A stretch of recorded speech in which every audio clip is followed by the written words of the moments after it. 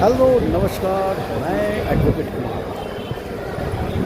Law simplified চ্যানেলে আপনাদের স্বাগত। আজকের সাবজেক্টটা একটু অন্যরকম হবে, কারণ আজকে দেখতেই পাচ্ছেন এটা চার্চগেট স্টেশন। হাইকোর্ট গেছিলাম, তো ভাবলাম আজকে তো চেম্বারে বসে হবে না, তো স্টেশনে দাঁড়িয়েই কিছু বলি। আজকে আমরা আলোচনা করব ব্যাংক ডিফল্টার।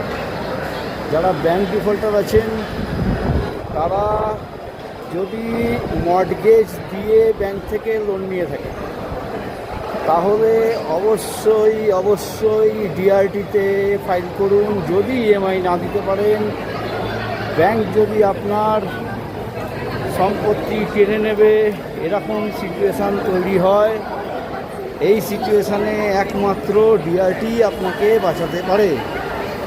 ডিআরটির পুরো ফর্ম হচ্ছে ডেবিট রিকভারি ট্রাইব্যুনাল।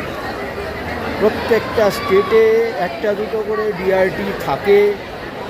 এই ডিআরটির কাজ হচ্ছে ব্যাংকও ডিআরটিতে ফাইলিং করে আপনার সম্পত্তি অকশন করার জন্য, এবং এই ডিআরটি থেকে আমরা জাস্টিস পাই। আপনারা দেখতে পাচ্ছেন বম্বের পটভূমিকা যে ভিডিও হচ্ছে। তো ডিআরটিতে ফাইলিং করতে গেলে কী কী লাগে? ডিআরটিতে ফাইলিং করতে গেলে যে ডকুমেন্টগুলো লাগে সেগুলো হচ্ছে মেনলি আপনার Aadhaar card, PAN card, loan account statement, bank statement, ওরা ব্যাংক থেকে যে নোটিশগুলো পাঠিয়েছে সেই নোটিশগুলোর কপি, এবং আপনার তরফ থেকে যদি কোনো লিগাল নোটিশে জবাব দেওয়া হয় বা লিগাল নোটিশ করা হয় তার কপি। এই সমস্ত দিয়ে ডিআরটিতে আবেদন জানালে সুফল পাওয়া যায় এবং আপনার সম্পত্তি বেঁচে যায়। ঠিক আছে, তাহলে আজ এইটুকু ইনফরমেশনই রইল। দেখা হবে আবার নেক্সট ভিডিওতে।